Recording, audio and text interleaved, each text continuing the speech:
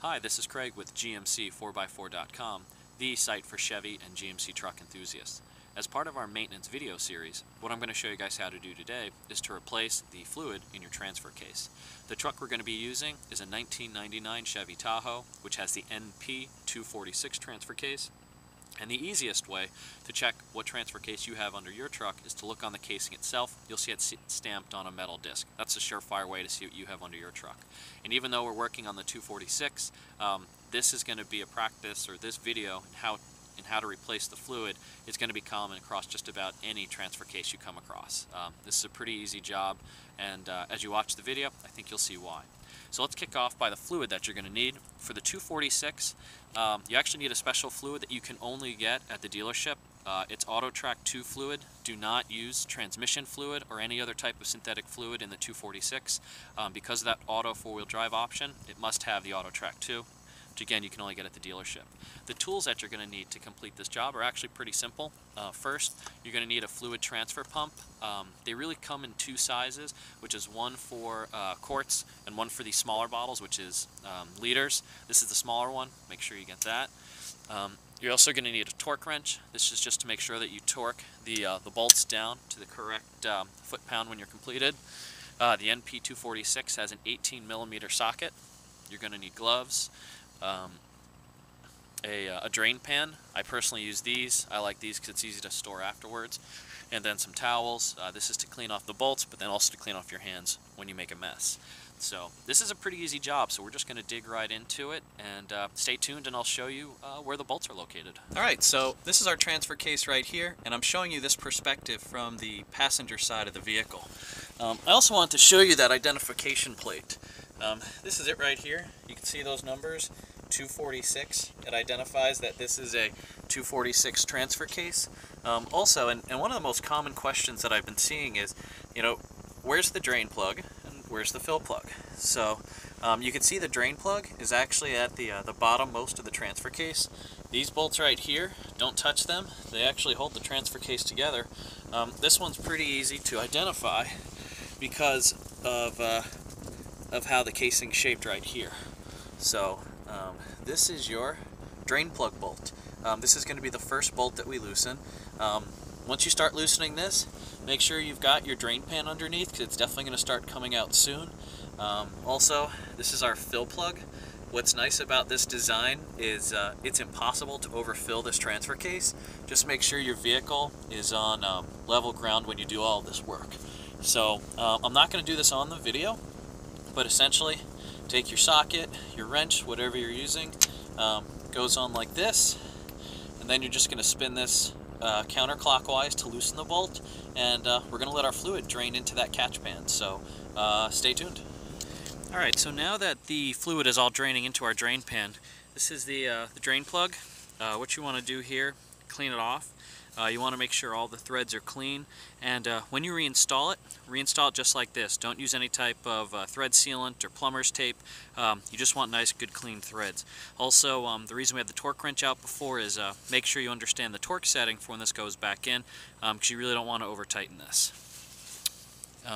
What I did is, I want to show you guys what good transfer case fluid looks like, at least for the 246. It's that blue color.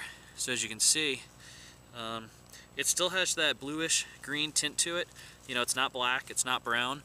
This truck had its fluid changed about 30,000 miles ago, and there was some pretty hard wheeling in the desert. So even even with temperatures increasing and this truck getting beat up pretty hard, you can see the fluid is still in pretty good color. So my recommendation is don't go above 30,000, but you certainly can extend it farther than that.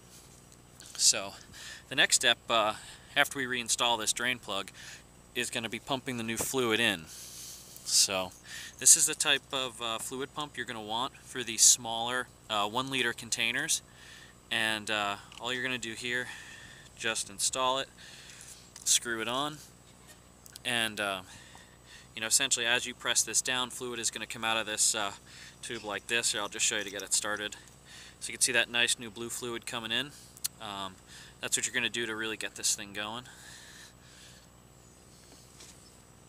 And this is a larger transfer fluid pump. This is for your gallon size containers, so there's clearly a big size difference, so just make sure you get the right stuff. And for the 246, as you saw, I've got 3 of these. It's actually a little over 2 liters to fill it up, so make sure you get 3. Again, you can't overfill it as long as your vehicle's on level ground, so just make sure you get 3, which is enough. And of course, now that the truck is drained of its transfer case fluid, you can see it's still draining underneath there. Make sure you don't start your vehicle while you're doing this, of course. And what we're going to do now is, it's been draining for the last few minutes. I'm going to go plug that hole, and then I'm going to start transferring some of the new fluid in. So stay tuned. Alright, so as you can see, I've started putting our drain plug back in. I highly recommend you do this finger tight. You definitely don't use any type of machine for this. Don't even put your wrench on it till now. You want to make sure your threads go in nice and clean, so again, just finger tight. And once we're done here, I'm going to put the torque wrench on it. It's only a few pounds on this one. Again, make sure you read your manual so you get a good idea which one you're going after. And then what I'm going to do next is, this is the fill plug. So I'm going to take that off with a wrench. Yeah, it's too tight to take off with my fingers.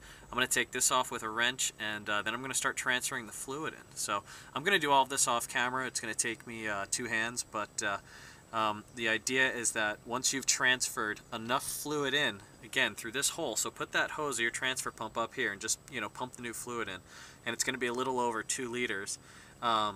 Once it's full, it's actually going to start to come out of this hole a little bit. So that's when you know you've filled it completely. So again, I'm going to do it all off camera, so stay tuned. Alright, so as you can see, this is our fill hole right here.